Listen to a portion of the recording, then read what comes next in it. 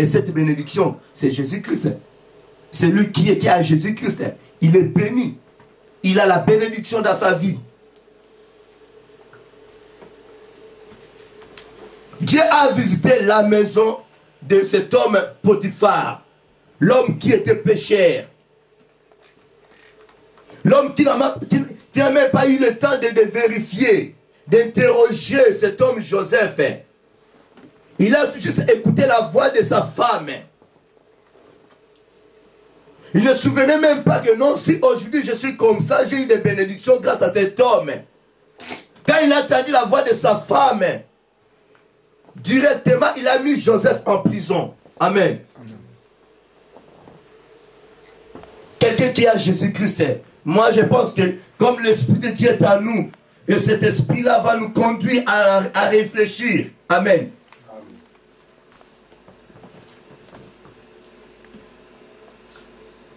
Au moment que Dieu visitait la maison de Potiphar, lui qui était païen, ce Dieu est capable de visiter sur nos maisons à nous. Amen.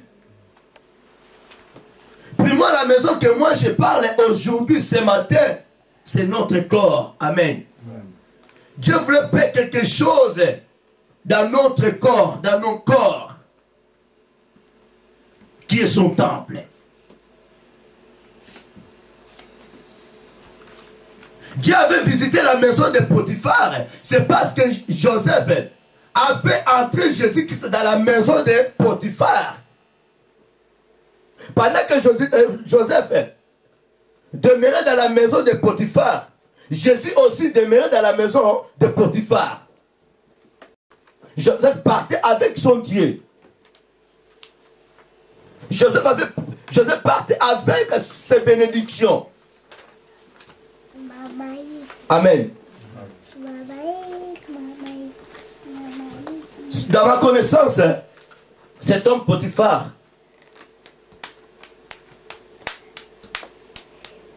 il était resté comme il était auparavant. Quand il a pu chasser Joseph, Joseph partait avec son Dieu. Joseph partait avec ses bénédictions. Amen. Amen. Si nous marchons d'une main avec le Dieu vivant, je vous assure, mes bien-aimés, pour cette année 2010, Dieu fera des grandes choses dans nos vies. Amen. Dieu fera des grandes choses dans nos vies, dans tous les domaines de nos vies. Ce n'est pas que dans nos vies chrétiennes, même dans nos vies quotidiennes. Si nous marchons avec Dieu, Dieu va nous visiter. Amen. Il a visité cet homme Potiphar. C'est parce que Joseph a pu entrer Jésus-Christ dans sa maison. C'est pour cela que mon thème est intitulé « Pourquoi pas moi ?» Si Dieu n'a pas tardé de visiter, de bénir la maison de Potiphar, lui qui était païen, lui qui était à côté de Pharaon, et moi maintenant, nous qui sommes auprès de Jésus-Christ, nous qui adorons avec Jésus-Christ, amen. Nous qui mangeons avec Jésus-Christ. Pourquoi pas moi? Pourquoi pas nous? C'est Dieu est capable de nous visiter. Allez-y. Amen. Ayons toujours confiance en notre Seigneur Jésus-Christ. Craignons toujours notre Dieu. Marchons toujours à sa présence. Fuyons tous ce qui sont négatifs. Même si que le négatif se présente là devant nous. Fuyons-le comme Joseph avait pris fuite devant l'impudicité. Amen.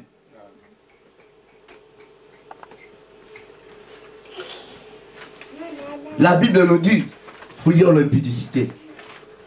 Si nous fuyons les négativités, si nous fuyons les mots, Dieu nous visitera. Amen. Et Dieu fera de grandes choses dans nos vies. Il ne faut plus rester là où il y a des négativités. C'est la parole de Dieu. La Bible déclare dans le livre des Psaumes 1.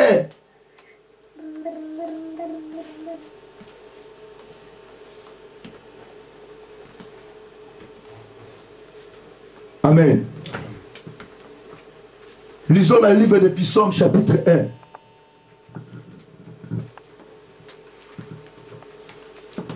Frère Mazarel, lis la parole de Dieu. La Bible déclare dans Psaume 1, nous lisons au nom de notre Seigneur Jésus-Christ: Heureux l'homme qui ne suit pas les conseils des méchants, qui ne s'arrête pas sur la voie des pécheurs et ne s'assied pas en compagnie des moqueurs. La parole de l'Éternel. Jusqu'au 3.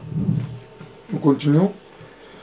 Mais qui trouve son plaisir dans la loi de l'Éternel et la médite jour et nuit. 3.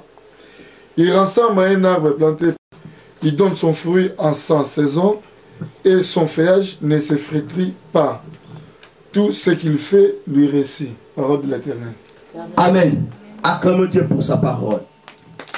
Parce que sa parole est la vérité.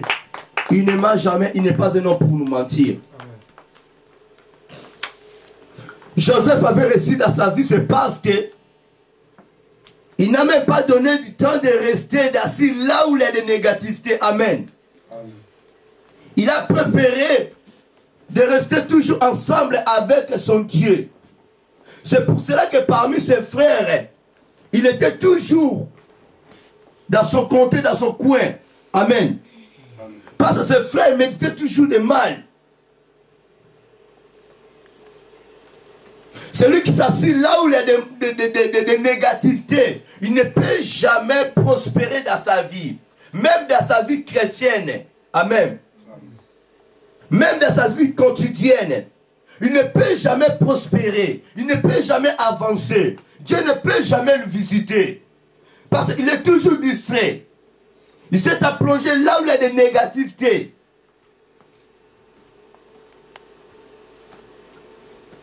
C'est la parole de Dieu. Mais qui trouve son plaisir dans la loi de l'Éternel et qui la médite jour et nuit. Celui qui médite la parole de Dieu jour et nuit, il ne peut jamais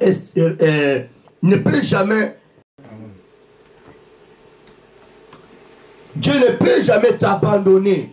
Et quand nous méditons la parole de Dieu, la loi de Dieu, nous méditons automatiquement notre Seigneur Jésus-Christ. Amen. C'est pour cela qu'il dit dans sa parole, médite que ce livre de la loi ne s'éloigne point de ta bouche. Médite-le jour et nuit. Amen. En méditant la parole de Dieu, en mettant notre Dieu en pratique, nous ne serons jamais raqués. Nous n'échouerons jamais. Amen.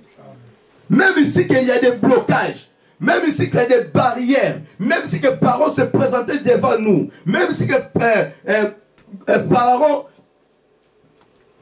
est devant derrière nous, mais comme Dieu est avec nous, la victoire est certaine. Depuis sur la croix, notre Seigneur avait condamné la malédiction, avait condamné la maladie. Il nous a fait passer de la mort à la vie, de la malédiction à la bénédiction, de la négativité à la positivité.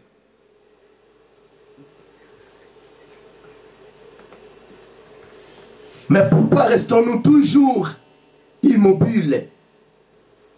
Amen. Jésus-Christ a tout fait sur la croix. Jésus-Christ a fait tout, il a fait tout sur la croix. Quand nous combattons le pauvre diable ou la malédiction, la pauvreté, ce n'est pas pour avoir la victoire. Amen. Ce n'est pas pour avoir la bénédiction.